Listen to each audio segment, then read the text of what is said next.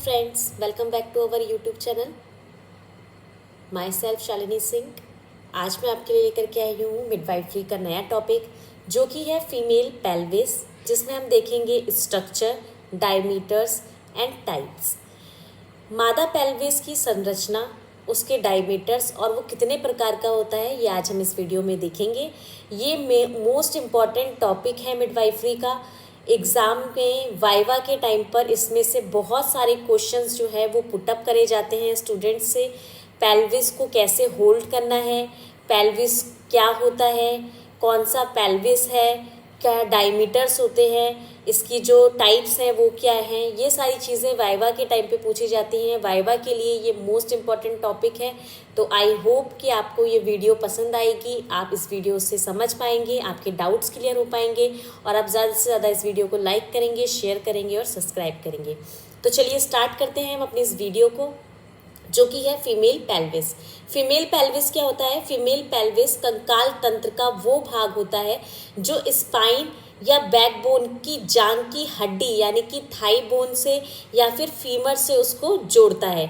इसका प्राथमिक कार्य क्या होता है? बैठी हुई अवस्था में शरीर को ऊपरी भाग के वजन को सहन करना या फिर खड़ी हुई अवस्था में उसको चलाने के लिए हम क्या करते हैं? एक्सिल स्केलेटन का इस्तेमाल करते हैं, जिसमें हमारा ये मोस्ट इम्पॉर्टेंट रोल निभाता है पेल्विस.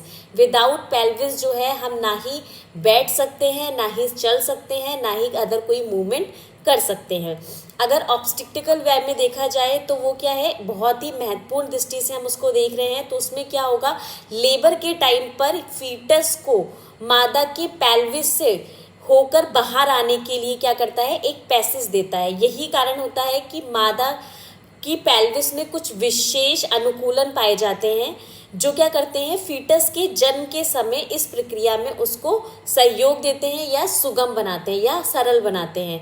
जैसा कि मादा की पेल्विस का नर के पेल्विस की तुलना में ज़्यादा चौड़ा होता है. एक फीमेल का जो पेल्विस होता है वो ज़्यादा चौड़ा होता है कंपैरिजन टू मेल. मेल का जो पेल्विस होता है वो कम चौड़ा होता है, फीमेल का ज़्यादा होता है. फीमेल का चौड़ा इसलिए होता है क्योंकि उसमें क्या होता है, फीटस को जन्म के समय बाहर आने के लिए क्या होता है, एक पैसेज बनाना पड़ता है जिसमें पेल्विस का एक महत्वपूर्ण योगदान होता है. स्ट्रक्चर ऑफ पेल्विस की ओर चलते हैं. स्ट्रक्चर ऑफ पेल्विस को 4 अवस्थाओं में या अस्थियों में बांटा गया है. ये 4 जो हमारी बोन्स हैं वो कौन कौन सी हैं? 2 हमारी इनोमेट बोन है, एक हमारी कॉकिक्स है और एक हमारी सैक्रम है. 4 बोन हो गई हैं. 2 हमारी इनोमेट बोन, एक कॉकिक्स और एक सैक्रम. ये चारों बोन मिलकर क्या करती हैं, पेल्विस का संरचना बनाती हैं या स्ट्रक्चर ऑफ पेल्विस बनाती हैं. प्रत्येक इनुमेट बोन को जो है वो 3 भागों में बांटा गया है. First one is ilium, second one is ischium and the last third one is pubis. Ilium, ischium और प्यूबिस, ये 3 बोन्स जो हैं वो इनुमेट बोन्स को डिवाइड करती हैं. प्यूबिटी के टाइम पर ये तीनों बोन्स जो होती हैं वो अलग अलग होती हैं, लेकिन जैसे ही हमारी टीन एज आती है वैसे ही ये तीनों बोन जो हैं वो मिलके क्या हो जाती हैं, एक बोन हो जाती हैं या फिर आपस में जुड़ जाती हैं. 3 बोन कौन कौन सी, जो हमारी प्यूबिटी के टाइम तक क्या होती हैं, अलग अलग होती हैं और उसके बाद जैसे ही हमारी वयस्क अवस्था आती है तो ये जुड़ जाती हैं. वो 3 बोन हैं, इलियम, ईशियम और प्यूबिस. इलियम हमारी क्या होती है, इसको हम हिप बोन के नाम से भी जानते हैं और ये बहुत बड़ा भाग होता है हमारे पेल्विस का. और इसका सबसे ऊपरी भाग क्या करती है, ये बनाती है, ये structure of upper part of the pelvis जो है उसका निर्माण करती है. और इसका जो ऊपरी भाग होता है वो इलियक क्रस्ट के नाम से जाना जाता है. ईशियम क्या है? ईशियम जो है वो हमारी इनेबोइड बोन का सबसे निचला और पिछला यानी कि पीछे वाला भाग होता है, जो क्या होता है, सिम्पेसिस प्यूबिस के आगे की ओर स्थित होता है. And the last one is pubis. Pubis हमारा क्या होता है, इनुमेट बोन का वो भाग होता है जो पेल्विस के एंटीरियर में तथा क्या करता है, वेंट्रल भाग को बनाता है. और ये क्या होता है, सुपीरियर रैम्स या फिर इंफीरियर रैम्स से मिलकर बना होता है. इसके बाद हमारा आ जाता है सैक्रम. सैक्रम क्या होता है, पेल्विस की एक ऐसी अस्थि का निर्माण 5 वर्टिब्रा से मिलकर होता है, जो कैसी होती है, त्रिभुजाकार की होती हैं, और त्रिभुजाकार के आकार के होने के कारण इसका नाम सैक्रम रखा गया है। और ये क्या होती है, हमारी सैक्रोपर्मेंटली भी कहलाती हैं। इसके बाद हमारा आ जाता है कॉकेक्स। कॉकेक्स क्या है, हमारी ये 4 कोशिकाओं से मिलकर बनी होती है ये, और इसको हम टेल बोन के नाम से भी जानते हैं। और इसके बाद हमारा आ जाता है एसिटाबुलम। एसिटाबुलम हमारी क्या है, ये प्रत्येक इनमेट बोन के ऊपर पाई जाने वाली क्या होती है, एक संरचना होती है, जिसको हम एसिटाबुलम के नाम से भी जानते हैं। जो हमारी पेल्विस की चारों अवस्थाएं थी, ये चारों अवस्थाएं क्या करती हैं, 4 जॉइंट्स बनाती हैं, 4 जॉइंट्स का निर्माण करती हैं। पहला हमारा होता है राइट सैक्रोइलियक जॉइंट, सेकंड हमारा होता है लेफ्ट सैक्रोइलियक जॉइंट, थर्ड हमारा होता है sacrococcygeal joint, and the last one is symphysis pubis joint. ये 4 जॉइंट जो हैं पेल्विस की चारों अस्थियां मिलकर के बनाती है। राइट और left sacroiliac joint, sacrococcygeal joint, and the last one is symphysis pubis joint. ये 4 जॉइंट्स जो हैं वो पेल्विस में पाए जाते हैं। कभी कभी एग्जामिनर सिर्फ यही पूछ लेता है कि पेल्विस में कितने तरीके के जॉइंट्स होते हैं, तो आपको आंसर करना है कि पेल्विस में 4 जॉइंट्स होते हैं। पहला हमारा होता है राइट सैक्रोइलियक जॉइंट, सेकंड हमारा होता है लेफ्ट सैक्रोइलियक जॉइंट, थर्ड हमारा होता है sacrococcygeal joint, and the last one is symphysis pubis joint. ये 4 जॉइंट जो है वो पेल्विस में पाए जाते हैं। अगर एनाटोमिकल वे में देखा जाए या संरचनात्मक रूप में देखा जाए तो पेल्विस को क्या है, 2 भागों में बांटा गया है। एक हमारा होता है फॉल पेल्विस, एक हमारा होता है ट्रू पेल्विस। जो हमारा फॉल पेल्विस होता है वो क्या होता है, ब्रिम के सबसे ऊपर स्थित होता है। पेल्विस का जो ब्रिम होता है उसके सबसे ऊपर स्थित होता है, और ये फॉल पेल्विस ज़्यादा इम्पोर्टेंस नहीं रखता है। मेनली इसका काम क्या होता है, प्रेगनेंसी के दौरान ये क्या करता है, यूट्रस का इनलार्ज होने के लिए उसको मदद करता है। बस फॉल पेल्विस का इतना ही रोल है। लेकिन जो हमारा ट्रू पेल्विस होता है वो बहुत ही ज़्यादा इम्पॉर्टेंट है हमारे लिए, क्योंकि वो क्या करता है, शिशु के जन्म के समय ट्रू पेल्विस का महत्वपूर्ण योगदान होता है। मैंने आपको पहले भी बताया था कि फीमेल के लिए पेल्विस चौड़ा इसलिए होता है क्योंकि वो क्या करता है, फीटस को बाहर निकलने के लिए एक पैसेज देता है। और ये एक क्या होता है, अस्थियों से निर्मित, यानी कि एक बॉडी कैनाल होती है या निर्मित गुहा होती है, जिसको हम इंग्लिश में बॉडी कैनाल के नाम से भी जानते हैं, जिसके दौरान क्या होता है, जन्म के दौरान फीटस को गुजरना पड़ता है इस गुहा से या इस बॉडी कैनाल से होकर के। इसका जो एंटीरियर भाग होता है वो सिम्फेसिस प्यूबिस द्वारा क्या होता है, निर्मित होता है, जबकि पोस्टीरियर भाग क्या होता है, कॉक्सिक्स वाले जो सैक्रम होते हैं उससे निर्मित होता है हमारा। मैं रिपीट करती हूँ, जो शिशु के जन्म में ट्रू पेल्विस का क्या होता है, महत्वपूर्ण योगदान होता है।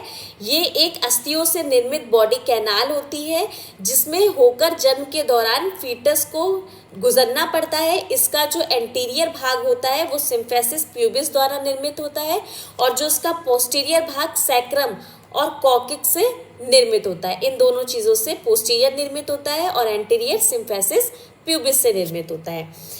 ट्रू पेल्विस की जो संरचना होती है उसको 3 भागों में बांटा गया है। First one is brim, second one is cavity, and the third one is outlet.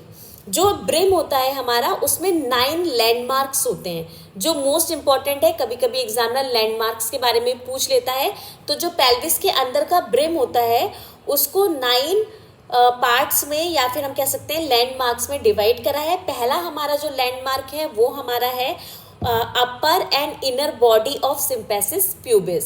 Second हमारा जो है वो है प्यूबिक क्रिस्ट, थर्ड हमारा है प्यूबिक ट्यूबिकल, फोर्थ हमारा है पेक्टिनियल लाइन, फिफ्थ हमारा है इलियो प्यूबिक एमिनेंस, सिक्स्थ हमारा है इलियो पेक्टिनियल लाइन, सेवेंथ हमारा है सैक्रोइलियक आर्टिकुलेशन, 8th हमारा है एला ऑफ सैक्रम, और आखिरी जो हमारा लैंडमार्क है वो है हमारा सैक्रल प्रोमेंट्री।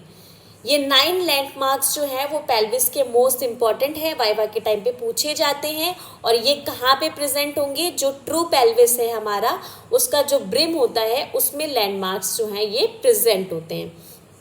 इसके बाद हम देख लेते हैं जो हमारे पार्ट्स ऑफ पेल्विस है, मैंने भी आपको बताया था कि मोस्टली क्या है, 3 तरीके के डायमीटर्स होते हैं। एक हमारा होता है एंटीरियर पोस्टीरियर डायमीटर, सेकंड हमारा होता है ऑब्लिक डायमीटर और थर्ड हमारा होता है ट्रांसवर्स डायमीटर। जो हमारा एंटीरियर पोस्टीरियर डायमीटर होगा उसका जो ब्रिम होगा वो 11 होगा, कैविटी 12 होगी और जो आउटलेट है वो 13 होगा। जो ऑब्लिक डायमीटर है वो सेम चलेगा, 12 ब्रिम होगा, 12 कैविटी होगी और 12 ही हमारा आउटलेट होगा। और लास्ट यानी कि जो हमारा ट्रांसवर्स डायमीटर है वो हमारा क्या होगा, 13 होगा, 12 होगा कैविटी और आउटलेट हमारी 11 होगी। यानी कि एंटीरियर में क्या हो रहा है, 11 12 13 चल रहा है और ट्रांसवर्स में अपोजिट हो गया है, यानी कि पीछे से आ रहा है 13 12 11। और जो ऑब्लिक डायमीटर है वो सेम इक्वल है, यानी कि 12 12 12। इसके बाद आ जाता है टाइप्स ऑफ फीमेल पेल्विस। अगर हम बात करें फीमेल पेल्विस की, तो फीमेल पेल्विस मोस्टली 3 तरीके की होते हैं। उनके शेप के अकॉर्डिंग जो है वो हम उनको पहचानते हैं। पहला हमारा होता है गायनाकॉइड पेल्विस, जो मोस्ट इम्पॉर्टेंट है, कॉमन है।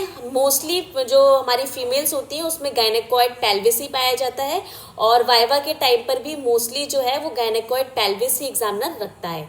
सेकंड हमारा आता है एंथोप्रोमोइड पेल्विस, या फिर आप इसको बोल सकते हैं एंथोपोपोइड पेल्विस। इसके बाद हमारा आता है एंड्रॉइड पेल्विस। ये 3 पेल्विस जो है वो टाइप्स ऑफ फीमेल पेल्विस में आते हैं। वाइवा के टाइम पर एग्जामिनर ये क्वेश्चन भी पुटअप करता है कि फीमेल पेल्विस कितने तरीके के होते हैं, उनके नाम बताइए। तो स्टूडेंट्स, फीमेल पेल्विस 3 तरीके के होते हैं, गायनाकॉइड पेल्विस, एंथोप्रोमोइड पेल्विस और the last one is Android pelvis. ये 3 तरह के पेल्विस जो हैं वो पाए जाते हैं। और एक लास्ट और बहुत रेयर पेल्विस जो पाया जाता है वो हमारा है प्लेटिपिलॉइड पेल्विस। ये जो है बहुत ही रेयर केस में होता है, लेकिन अगर एग्जामिनर आपसे पूछता है तो मैं आपको यही एडवाइस करूंगी कि आप चारों पेल्विस के नाम बताएं, gynaecoid pelvis, anthropoid pelvis, android pelvis and the last one is platypelloid pelvis. ये 4 पेल्विस जो है वो फीमेल्स में पाए जाते हैं। इनमें मोस्टली इम्पॉर्टेंट है कि वाइवा के टाइम पर आपसे पूछा जाएगा कि डायमीटर्स बताइए, लैंडमार्क्स बताइए, जॉइंट्स बताइए और टाइप्स ऑफ पेल्विस बताइए। तो आई होप कि आपको ये डाउट्स जो हैं आपके वो क्लियर हुए होंगे। और पेल्विस को होल्ड कैसे करते हैं, तो पेल्विस को होल्ड करने की ऐसी संरचना होती है, इस पे हम होल्ड करके जो हमारे एग्जामिनर है उसको हम बताते हैं कि कौन सी चीज़ उसने पूछी है। अगर वो आपसे कहती है कि पेल्विस एक्सप्लेन करिए, तो आप स्टार्टिंग से स्टार्ट करिए कि पेल्विस कितनी बोन से फ्यूज होकर के बनता है, कौन कौन से पार्ट्स होते हैं, क्या लैंडमार्क्स होते हैं, कितने डायमीटर्स होते हैं, कौन से जॉइंट्स होते हैं और आपने जो होल्ड कर रखा है वो कौन सा पेल्विस है। अगर वो आपसे पूछती है कि डायमीटर्स बताइए तो आपसे होल्ड करके डायमीटर्स बताइए। अगर वो पूछती है लैंडमार्क तो आप होल्ड करके लैंडमार्क बताइए। ये बहुत ही इजी वे है और इसी पैटर्न में जो है वो पेल्विस को होल्ड करते हैं। किसी अदर पैटर्न में आप पेल्विस को होल्ड करेंगे तो वो क्या होगा, आपका निगेटिव मार्क या निगेटिव स्कोर को गेन कराएगा। आई होप कि आपको मेरी ये वीडियो पसंद आई होगी, आपके डाउट्स क्लियर हुए होंगे। अगर आपको और कोई डाउट्स है तो आप उसे कमेंट बॉक्स में लिख करके मुझसे पूछ सकते हैं और मैं पूरी कोशिश करूँगी आपके डाउट्स को सॉर्ट आउट करने की। Thank you students. मैं उन स्टूडेंट्स को जिन्होंने मुझसे ये क्वेश्चन करा था कि एग्ज़ाम के लिए इंपॉर्टेंट बता दीजिए, तो मैं आपको बता दूँ जो भी टॉपिक्स मैं पढ़ा रही हूँ वो आपके वाइवा और एग्ज़ाम के लिए मोस्ट इम्पॉर्टेंट है। Thank you so much.